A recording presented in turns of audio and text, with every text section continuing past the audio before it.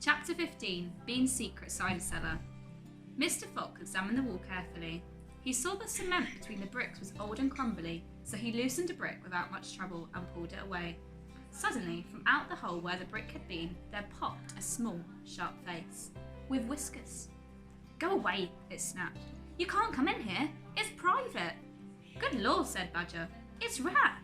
"You beast," said Mr. Fox. "I should have guessed we'd find you down here somewhere." "Go away," shrieked Rat. "Go on, beat it. This is my private pitch." "Shh," said Mr. Fox. "I will not shh," shrieked the Rat. "This is my place. I got here first." Mr. Fox gave a brilliant smile, flashing his white teeth. "My dear Rat," he said softly, "I am a hungry fellow, and if you don't hop it quickly, I shall eat you up in one gulp." That did it. Rat popped back fast, out of sight. Mr. Fox laughed and began pulling more bricks after the wall. When he had made a biggish hole, he crept through it. Badger and the smallest fox followed him in. They found themselves in a vast, damp, gloomy cellar. "This is it," cried Mr. Fox.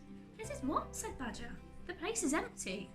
"Where are the turkeys?" asked the smallest fox, staring into the gloom. "I thought Bean was a turkey man." "He is a turkey man," said Mr. Fox. "But we're not after turkeys now. We've got plenty of food." "Then what do we need, Dad?" "Take a good look around," said Mr. Fox. "Don't you see anything that interests you?"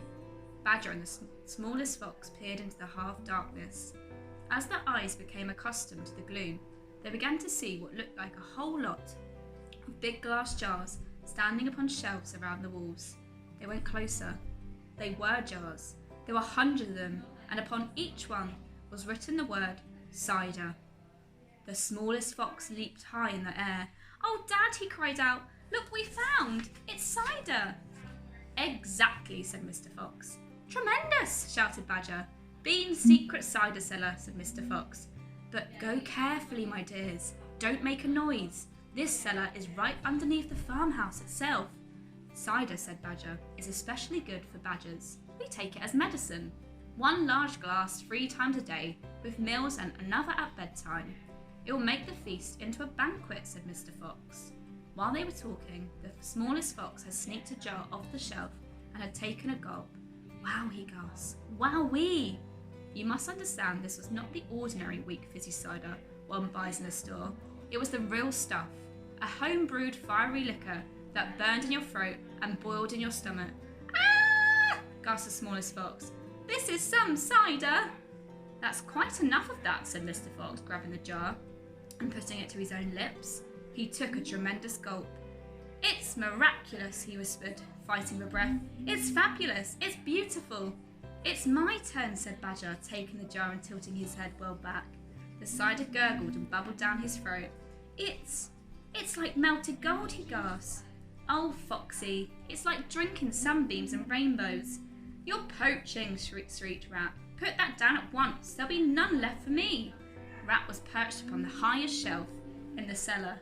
"You're drunk," said Mr. Fox. "Mind your own business," shrieked Rat. "And if you great clumsy brutes come messing about in here, we'll all be caught. Get out and leave me to sip my cider in peace." At that moment, they heard a woman's voice calling out in the house above them. "Hurry up and get that cider, Mabel," the voice called. "You know Mr. Bean doesn't like to be kept waiting, especially when he's been out here all night in a tent." The animals froze. They stayed absolutely still, their ears pricked to their bodies tense. Then they heard the sound of a door being opened. The door was at the top of a flight of stone steps leading down from the house to the cellar. And now someone was starting to come down those steps.